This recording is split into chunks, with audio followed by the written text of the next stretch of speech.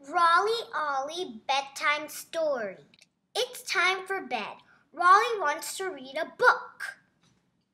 Rolly's sister Ollie could not sleep alone. She wants Rolly to help her go to sleep.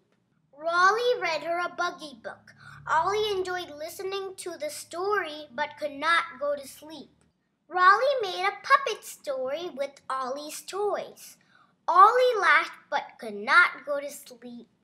Rolly even danced wearing Ollie's ballet dress. Ollie laughed and clapped but never yawned. Rolly was now too tired to even speak. Ollie was too happy and wanted more. Rolly crashed and went to sleep in Ollie's bed.